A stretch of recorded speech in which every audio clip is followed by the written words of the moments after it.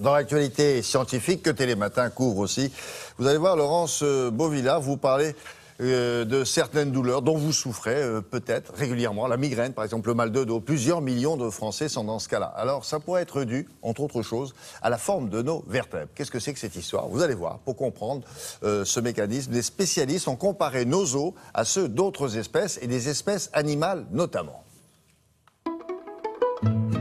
Quelle différence existe-t-il entre un fémur de dinosaure, une vertèbre de tortue, une omoplate d'oiseau, une nageoire de poisson et les os de notre squelette? Le mode d'emploi d'origine est le même.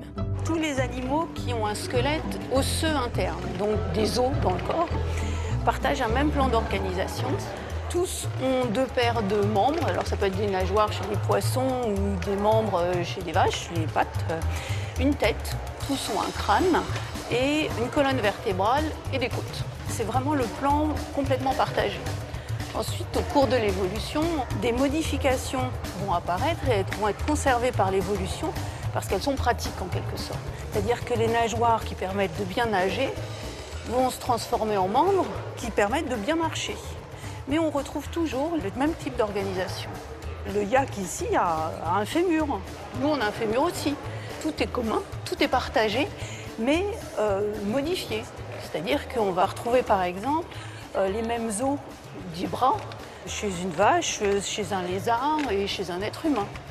Par exemple, tous les mammifères ont 7 vertèbres du cou, 7 vertèbres cervicales. Alors nous, bien sûr, mais aussi par exemple la girafe qui est là. La longueur du cou vient de l'allongement des vertèbres. C'est pas qu'il y en a plus ou moins, c'est que la forme de la vertèbre est différente. La forme de la structure, mais le schéma de base reste le même.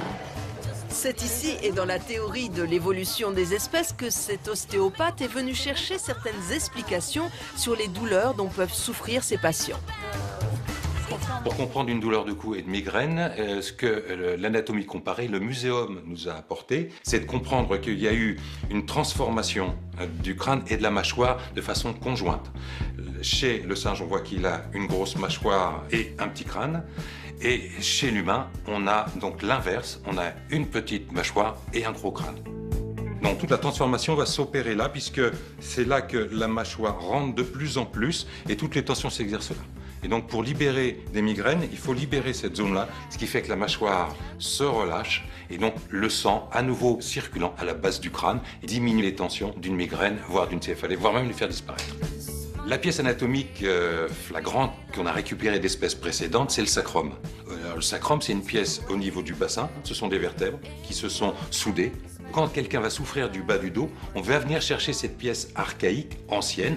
Quand on le travaille, on voit qu'on va aider à récupérer une dynamique évolutive et le sacrum va être une pièce stratégique pour l'aider à récupérer sa bipédie naturelle. Pour beaucoup d'anatomistes, il n'y a pas de barrière entre les espèces, mais des zones de transition. Et grâce à l'anatomie, eh bien, on découvre de plus en plus de ces imbrications entre les espèces. Et la génétique, autre spécialité, nous permet de conforter ces données, puisqu'à plus de 97%, notre ADN est commun avec celui des grands singes. Ah ben oui, voilà. Vous avez peut-être tout compris. Parfait.